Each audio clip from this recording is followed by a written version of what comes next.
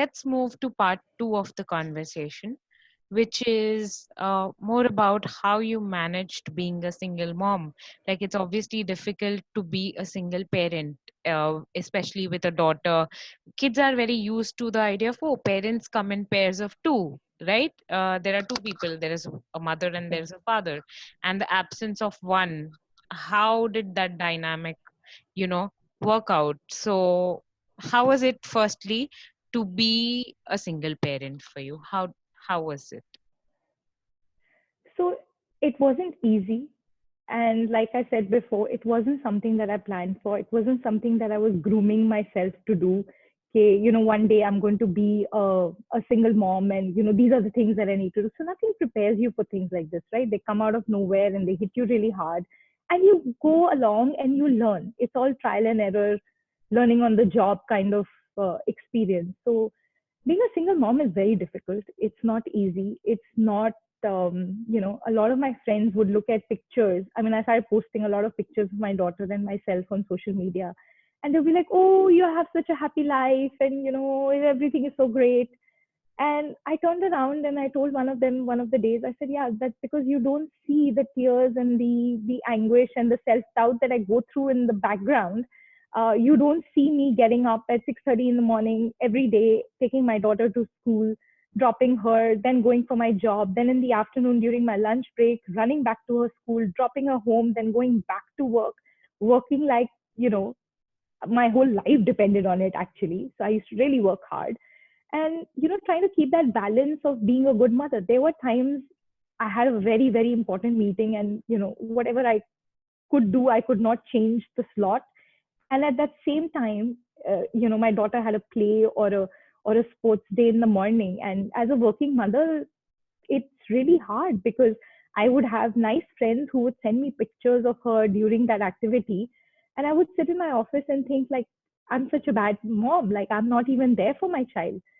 But then I realized that it really doesn't matter. We working mothers put so much pressure on ourselves, and we always tell ourselves that, maybe we're not doing a great job like a stay at home mom does.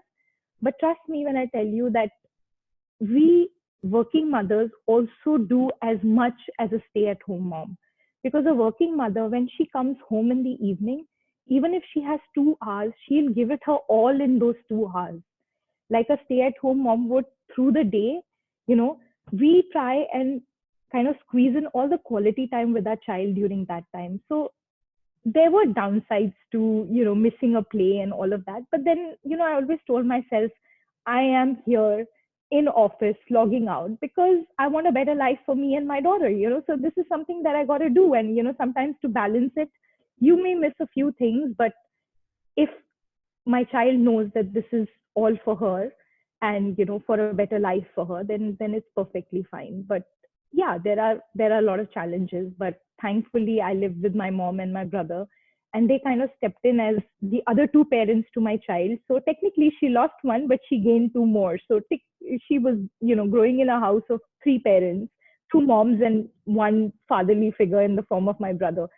So it kind of became easy for me thanks to the support system that I had. But uh, single motherhood is very, very difficult. There was a time I remember that, Ria had to draw a Christmas card. And, in school, you make a card and you take it back to your family. So that was the activity. And I got a call from the school, and I was called in the next day by a counselor. And she's like, I know you're going through a very difficult time, and we know that, you've just separated from Ria's father, and, but, we're seeing some troubling signs and we want to share them with you. And I was heartbroken. And she showed me a drawing that my daughter had made on the card, and it was a house, and it had me and her in the house, and there was a person standing outside the house. And when the teacher asked her who that is, and she said, that's my dad. And it kind of broke me. And, it puts you in that dark place where you feel like, how do I compensate for that person's abandonment of this child? And that kind of increases stress levels even more. But then you got to understand that this is what her life is going to be, and I need to take her through this journey in the best way possible. And the very best way possible is to give her all the love that I have. Not that I'm saying that I have the capability to give her the love of two parents, but I will give her as much as I have, so that in the end she leads a very fulfilling life, and then she doesn't look back and say that, something was missing in my life. So that's the only thing that I strive to do. And I was trying to do the best that I could under the circumstances. I would obviously talk to her about everything, not about the divorce proceedings and things like that, but just life in general. If I had a problem at work, even though she was 3 4 years old, while she was growing up during that time, I would come back and I would say, you know what, today mama had a problem at work and this is what happened. In a very childish way, I would have a conversation with her just to tell her that there is a world, out there that mom is living in, and she's trying to do this all for you. So I would have these conversations with her. I would talk to her about a book I had read or a movie I had seen, just to make conversation with her. And ultimately, what I realized is I have, over the years, inculcated such a beautiful friendship with my daughter that now she's 11 and a half years old. And one of the most beautiful things that happens is every time she has a problem with a friend, or there's something happening in her social scene, and if she's finding it difficult to handle a situation, or there's, some trouble comes her way, I'm the first person she runs to. And how many of us can brag of that with our children, that we are friends with them? And this this hardship gave me the most beautiful relationship of my life, which is with my own daughter. And today we are friends, and I can't wait for her to, maybe in the teens she might not want to talk with me as much as she does now, but I can't wait for her to grow up and become my best friend for life, which I think she already is. We do a whole lot of activities together. We holiday together during that time. We travel to so many places, and I would take her, to these theme parks and whatever, I could afford and do for her at that time. I did all of that. And, we just spent a lot of good time together. And that is something that if that is the price I paid for this divorce, then what a great price to pay, because I got my best friend in all of this, and that is my 11-year-old daughter today. So, yeah. That's great. But then, Geetika, I want to understand, how did you communicate to Ria the fact that there is this absence of one parent in her life and there's just one? So did you need to take her to any counseling, or did you talk to her yourself? How did you manage doing that? So with Ria, the funny thing was, the thing that happened was that she had to do a couple of counseling sessions because the school saw this card and they thought that she needed it. So they did that with her. I didn't take her for any professional counseling. One of the things that I learned earlier on in this whole experience was that the less I talk about the ugly side of it, the better, because that's influencing my child and that's creating a lot of stress in her life, and she's too young to handle it. And one of the counselors had told me that, kids that go into depression at a very young age will never get out of it. So that was my biggest fear. So we try to keep a very positive outlook. There were times that I would sit her down and explain things to her, never said a negative word about her father, because at the end of the day, he's her father. And I don't want to bring him down to pull myself up. That's not something that I ever wanted to do. So I I necessarily did not talk to her about what was happening in court and what her custody battles were, because she was too young to understand any of that. She was too young to have that stress fall upon her shoulders. So we never did that. We tried to keep a positive outlook in the house. We tried to create a very homely atmosphere. And thanks to my mother and my brother being there, it was always a fun household. We would meet in the evenings, we would have dinner together, we would sit down, we would play games, we had weekend outings as a family, we traveled a lot.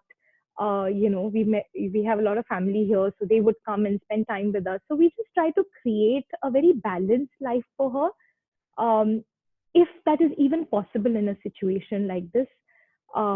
We try to just be very, very positive ourselves, because kids are a reflection of who we are.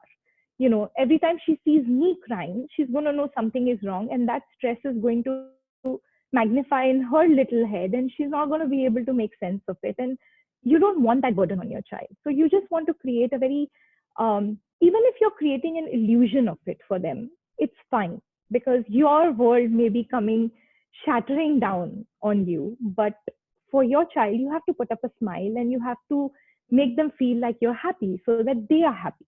So that's exactly what I did. I mean, I'm sure I did a few things wrong and a few things right, but the end result is that Ria is a very happy kid and she's a very positive kid. She knows exactly what happened. There are times in the recent past, in the last 2, 3 years, that she's grown up a little bit. She asked me a few questions, and what happened, and why did you do this, and why did he do that? And I try to answer it as honestly as possible, because at the end of the day, I never want to lie to her. I never want her one fine day to dig all this up, because she's eventually going to do it. She's going to find out from people that were involved in this journey, or through my family or through me. Find out exactly what happened, and if she sees discrepancies in what I've told her today versus what actually happened, she's not going to have that respect for me. And there was nothing to hide in this. This is exactly how it happened, and this is how things went down. And if I'm honest with her, whether she accepts it or not, that's for her to see at a later stage. But at this moment, I do not lie to her about anything. I just tell her for what it is from my point of view. What happened and how it happened. And she kind of in her 11-year-old sense and sensibilities, she tries to make sense of it. And um she's she's sort of accepted her life like this. And because she's a happy and a positive child, her outlook to life is very positive, and hence she's been rewarded with a lot of good things in her life. And I see that in her, because every time I'm down and out, she'll come and tell me, Mama, it's not important. This is white noise. Just forget about it. Even she uses the word white noise. So, she'll turn around and give me this little half glasses half full philosophy, and she'll walk away. And then you kind of sit there wondering, my 11-year-old just gave me a lesson in life, and that's all you need at this point. So yeah, while single motherhood is very, very tough, it's also so rewarding, because you get the love of two parents and you give the love of one parent. That's so So, nice. That's so yeah. nice. So life was different for Rhea now, but then it was different for you too, right? So how did you deal with this, and then how did you overcome the struggle of being a single parent? So life was different from me from the standpoint that there was always the stress of, making money and paying all the bills, because there was no one who was going to come and pay them for me. I had no financial support from anybody. And I never ever asked my mother for any money. And, I tried to make ends meet on my own. So there was always this stress, and there were opportunities that would come my way, and I would have to let go of them, because I wanted that financial stability for the two of us. When things are going right, why shake the boat too much? Why rock it? And it's not something that I wanted to do. So yes, there are a lot of things that you let go of, but it is a very satisfying experience in itself. Um, you you as a woman learn a lot of things about the world, and how you are suddenly a discard. That's something that I learned. It's very disheartening, it's very sad that when a man leaves a woman, she's discarded. She is used goods, so to speak. I don't know if I that know. makes any sense to No, you, it but there are absolutely does. people, yeah, there are a lot of negative people, who come in your life, and they'll make you realize that there was something wrong with you. That's why he left you. But what if there was something wrong with him, and that is why he left? And I was lucky that person was taken away from my life. Why don't you look at it like that? Why do you always have to see it like a problem with me? you know and then there were relatives who would throw me a pity party at the drop of a hat. I remember I'd gone down to India before my brother's wedding, and we'd gone for shopping, and we'd had a great day, and I'd gone back to India after many years, and I was sitting with a few cousins, friends, and extended family. And we were having a beautiful evening, and suddenly one of the relatives just looked at me, and she's like, I can't believe this. So I thought, I don't know, what is she going to say now? And she turns around and she tells me, she's like, I can't believe someone would leave such a nice girl like you. I And know. I'm like, why? Why would you remind me of that incident, which I'm trying so hard to forget? And having a great evening over here. Why do you have to remind me of that? And why do you have to feel sorry for me? I am not sorry anymore. I have, gotten over it. Why are you reminding me of it? And then you realize that this is how people look at you. You know, if you don't have a man next to you, your opinion is not important in a group. And, things So like that. I true. mean, there were some friends, I wouldn't say the close friends, but there were some friends, who would make my voice unheard, uh, you know, because I don't have a man next to me and I'm not a complete force, so to speak. So these were challenges that I faced through my single. And, sorry to say, but there were a lot of lecherous married men who would think you are their goddamn right now because your husband has left you. So it makes you feel dirty. It makes you So feel true. so bad. I mean, these You are the read bad single, they read experiences. available. It, Exactly. I so mean, I had messages from some guys in the middle of the night saying, "Where are you?" 3 o'clock in the morning, I'm in my bed sleeping. I don't know where the world is, but I am sleeping. And I would wake up in the morning and wonder why the hell would somebody remember me at 3? And I was so naive that one of the days I actually showed a message like this, one of the first ones that came. I showed it to one of my best friends and she's like, it's a booty call. I'm like, what is that? And then she explained to me what it means. And I'm like, oh my God, I am not available. I am emotionally, I mean, at that time, I was emotionally unavailable to any other man, and let alone a married man. Like I wouldn't do to another woman what was done to me. So not happening. But these are the downsides of being a single woman. But being a single woman has its pluses as well. I would pick up my bags and go on a holiday or on a girls trip whenever I wanted to. I would spend my money, my hard-earned money, wherever I wanted. I remember on one of my birthdays, I went to the mall, and one of the first most expensive things I bought for myself was this LV bag, and I walked into the mall with my brother, and we parked right next to the LV store, and as soon as I walked in, I saw it, and my birthday was 3 days away, and I said, okay, okay, you know, I told my brother, I said, let's go in the store and let's have a look.